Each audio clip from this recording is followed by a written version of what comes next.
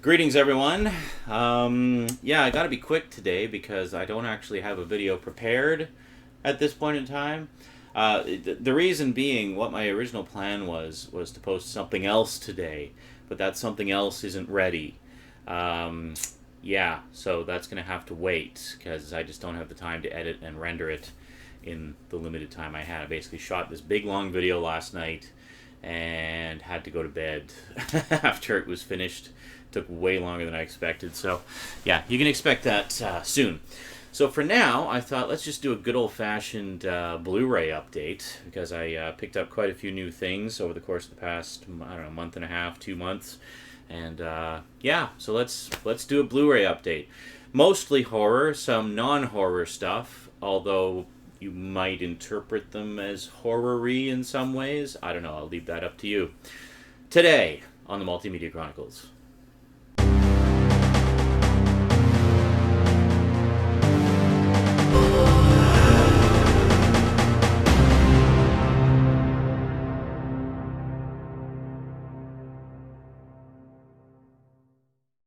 Welcome back. Okay, so to start off with, let's take a look at a couple of games that I picked up. Yeah, I know I said Blu-ray, but we'll sneak a few games in as well. This one actually, I was over at Future Shop the other day, and Rosie actually spotted this one. Now, I've had the demo for this for a very long time, and I'd heard kind of mixed reviews of the game, so I didn't want to pay too much for it if I got it at all. But yeah, it normally goes for I think $30, and it was on sale for a little under 10. So I couldn't pass that up. And Rosie loves the demo for this, so she really wanted to see the whole game. So, you know, who am I to dispute the wants of my child, right? So I am of course talking about Sonic Unleashed, which is actually kind of a nice Sonic game to play around Halloween anyway, because he turns into the werehog. So played the first couple levels of this yesterday, and Rosie just loves it. She actually really likes it when he turns into the werehog and beats up all the bad guys and stuff. So she kept asking me, it's like, when is it going to be nighttime? When's it going to be night? When does he turn into a werewolf? And stuff like that. And so when he finally did, she was just overjoyed.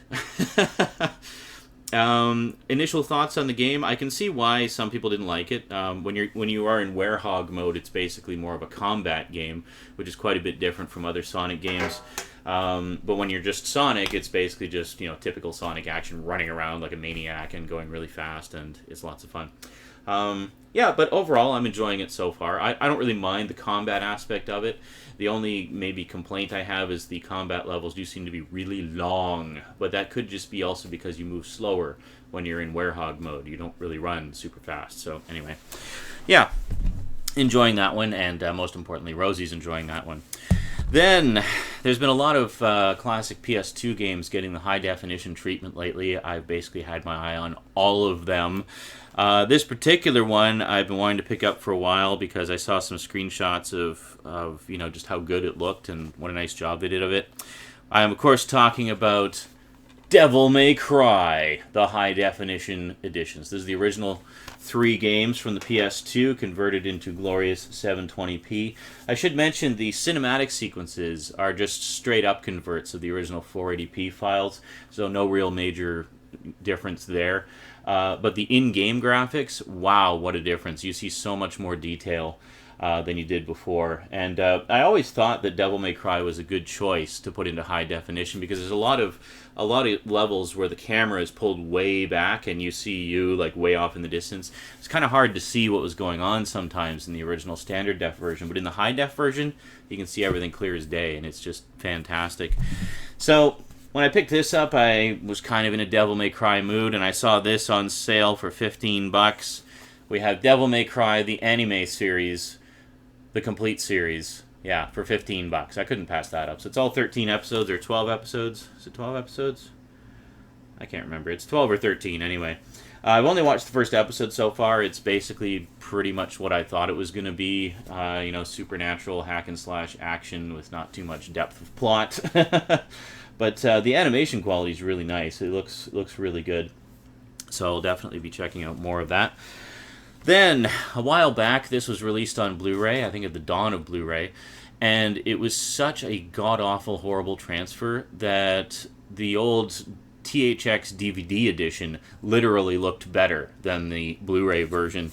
So this is one that was badly in need of a redo, and I'm happy to report that they finally did so. This has actually been out for a little while. I just kept putting it off and thought, well, you know, Halloween's right around the corner. I'm probably going to be rewatching all these movies anyway. Might as well get the Blu-ray to enjoy the second one in style. I'm, of course, talking about Sam Raimi's horror comedy classic, Evil Dead 2, Dead by Dawn. And this is the 25th anniversary edition. This is the one you want to get. This is the one that has a whole new transfer, and I'm going to say apparently looks gorgeous. I haven't actually watched it yet, so I can't speak from personal experience on that. But, yeah, planning to watch the whole trilogy sometime this Halloween. Apparently my brother Cass has never seen any of them, so me and some friends are going to introduce him to the wonderful world of the Evil Dead, because they're fun. They're fun, and I think you'll really enjoy them. And then we got, I think this was probably the last copy in town, because I have not seen it around anywhere. When it originally came out, I didn't have any money, so I couldn't get it. So I had to wait a bit, and then by the time I had money for it, I couldn't find it anywhere. But I found one copy left at the local London Drugs, and I was like, yoink, yep, not going to wait anymore, because I don't want to miss this one. I am, of course, talking about the 2-disc limited edition digibook of Jaws. Yeah, I have not actually seen Jaws since the days of VHS, so I'm really looking forward to checking this one out again. I have seen screenshots of the transfer and whatnot, and I know some people were kind of meh about it, but, you know, it's supervised and approved by Steven Spielberg himself. So what can I say? What people don't seem to realize is it was a fairly low-budget movie at the time, and I think it stands to reason that they may not have been using the best film stock. So yeah, the image is a little soft in some places, but you know, again, I haven't watched it yet, but from the screenshots I've seen, it looks fantastic. So I really don't know what everybody's issue is. Then I picked up a 2-pack with one movie I've been wanting for a while, and one movie I was kind of curious to check out, but it was actually cheaper to buy these two movies together than to buy the one I wanted individually. We had a 2-pack of Ghostbusters, SOS Phantom. Yeah, you can tell this is the Canadian edition, eh? Canadian A. And it was in a 2-pack with Monster House. Now, Rosie has been bugging me like crazy to see this, especially when I told her it's from the makers of the Polar Express. It's also from the makers of Beowulf. So, yeah, so this is one that we're going to watch together sometime around Halloween, so I think it'll be a lot of fun. I've always enjoyed a good haunted house story, and I always thought this looked like a fun movie from what little I saw about it. So, yeah, definitely looking forward to checking that out with the little one.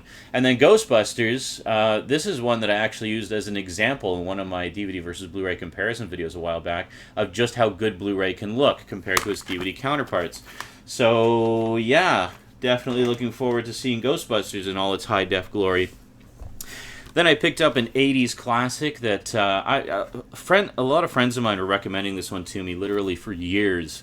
And I was really late to the party. I actually didn't see it until the early 2000s when I picked it up on Laserdisc for like $5 when, you know, Laserdisc was being sold off at fire sale prices everywhere. Yeah, you know, just a vampire movie done in the classic way. Sort of one of the original hip vampire movies. Prior to this, it was mostly Dracula and Dracula-style stuff. But this one brought it firmly into the hip happening 80s. What else could I be talking about but the Lost Boys? Yeah. This was on sale at Future Shop recently for $5. So I couldn't pass that up. I was like, Lost Boys for $5? Hell yeah, sign me up. And I mean, come on. Kiefer Sutherland as a vampire. How can you go wrong? Yeah, I definitely enjoyed this when I saw it on Laserdisc a while back. Although by then it had already dated quite a bit. And but I mean it's always meant to be a cheesy kind of fun vampire movie anyway, so I wasn't too broken up about that. And then we have a couple of reacquisitions. These are ones that I sold from the collection a while back and have been wanting to get back into the collection. First one is one I actually meant to talk about last Halloween, but just never got around to it. I did watch it last Halloween, I just never got around to doing the review video, so I'm going to try to do that this year. I'm definitely going to check it out again. But I actually really enjoyed it. It is a remake of a sort, but basically it's just kind of a revisiting of another classic story.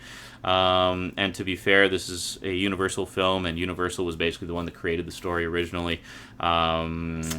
Sort of loosely based on some German folklore. I am, of course, talking about The Wolfman with Benicio del Toro and Anthony Hopkins. Yeah, really enjoyed this one a lot. Looking forward to checking it out again and giving you guys some in-depth thoughts on that a little later. And then another one, I've been looking all over the place for this since I sold my edition of it a little while ago. Really wanted to get this again, but the problem was the edition I had, I guess, went out of print or something, because the only version I saw was a one-disc edition, which did not have the second disc that the previous edition I had. I am talking about The Mist. Now, the reason to get the two-disc edition is because the second disc has the black and white version of the film, which I have not seen yet. I've seen the color version. I just wanted to see it in its original form first. But apparently the black and white version, a lot of people tell me they prefer the black and white version because it, I don't know, the effects are apparently more convincing in the black and white version. So, yeah, definitely look forward to checking out the black and white version of The Mist. And I really liked the movie overall. I know a lot of people had issues with the ending, and I definitely found the ending disturbing. I think I've talked about it before. But, yeah, maybe we'll go in depth on this one again when I watch the black and white version, just to give you some thoughts there. Maybe not. I don't know. I've already got a lot of stuff planned for this month, so we'll see how it goes. And then a couple more that I can enjoy with Rosie. This one I could not believe was on sale for $5, and with the slipcover, no less. Another classic short children's book expanded into feature-length film form, but apparently really well done this time. Haven't watched it yet, can't really give you my thoughts on it yet, but I will when I do. Where the Wild Things Are. There you go, and with the slipcover. It's quite nice. And even though this says Blu-ray disc and doesn't give any indication that it's a combo pack, it actually is a combo pack. There's a DVD and digital copy in there. So, Where the Wild Things Are, that's one that I really want to watch with Rosie, and that's the main reason I picked it up, because both she and I are huge fans of the original Morty Sendak book. And yeah, so definitely want to watch that with the little one. And then another short children's story expanded into feature-length form, kind of a trend these days it seems, along with all the remakes. This is one that I actually picked up based on Anetta's recommendation, because she had been watching part of it at her place with Rosie, and I didn't get around to watching the rest of it. So she said, you got to pick this movie up because it's great. It's got a great message for kids. And it's just a lot of fun, and she's really enjoying it. So you got to pick this up or download it or something. But you know me, I don't download movies. I buy them. That's just the way I roll.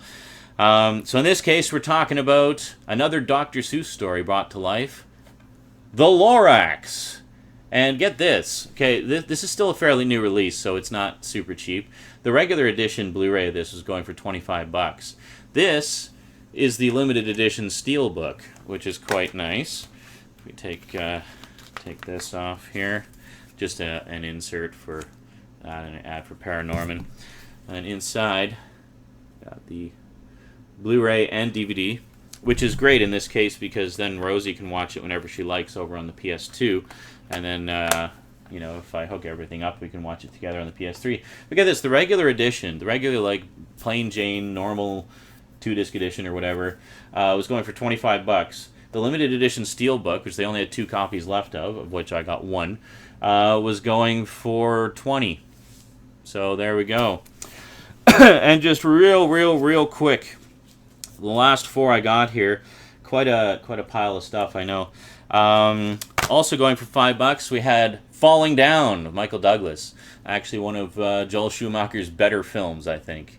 Yeah, I don't condemn Joel Schumacher as much as I condemn Brett Ratner, but because Joel Schumacher has actually done some really good films, Brett Ratner has not. Yeah. This one I really like. It's definitely hard to watch in some places, but it's also hilarious in other places. Just Michael Douglas going nuts and kicking a lot of ass. Just sick of things the way they are. And then I got a trio of comic book movies. We'll just look at them real quick. I mentioned this before in my comic book update recently. I got All-Star Superman. Finally found it with the slipcover, no less. Quite sexy. Found this on sale for $20. Normally, well, out here anyway, goes for $35. So that was a good deal. All-Star Superman, and then picked up the latest DC Universe one. There's no way this was going to be anything but a day one purchase. Batman: The Dark Knight Returns, Part 1. We'll be talking. I've already watched this twice. We'll be talking about this in the upcoming Batman reviews. And then this is actually a reacquisition, one that I really wanted to get back into the collection. We got Planet Hulk back in the collection, which is nice. I actually did keep the slipcover because the version I found did not have it. It's also not a green case, it's a blue case. But yeah, anyway, this is my absolute favorite of the Marvel movies, so I really wanted to get that one back. And what else? Oh, one more. Just a little thing this time. This actually normally goes for about $70, but I found it at London Drugs, same place I found Jaws. Actually, I think we buried Jaws. Anyway, Jaws in there somewhere. Normally goes for $20. $20, I wish. Normally goes for about $70. It was on sale for $40. I'm not going to talk about it too much now because I'm definitely going to do an in-depth video of it. The 40th anniversary edition of Willy Wonka and the Chocolate Factory. Yeah, couldn't pass that up. This is a thing of beauty. It's a limited edition of 100,000, of which this is number 47,850. You can probably see that there. So, yeah. Quite a pile of stuff. So that's basically all the new acquisitions for the moment. I wanted to kind of get those out of the way in just one massive, ridiculously huge update in condensed form. Not bad. 17 minutes, and we talked about how many different things?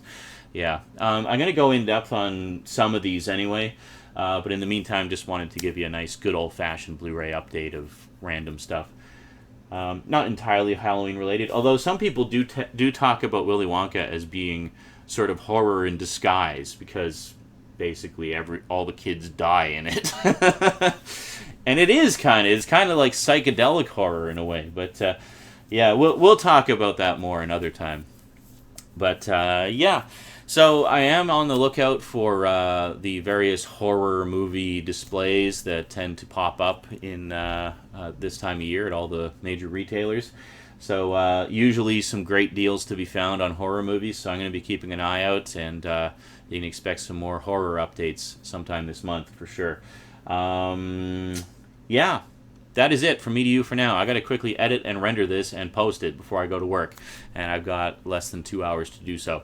Alrighty, talk to you later, folks. Until then, thanks for watching, and sayonara.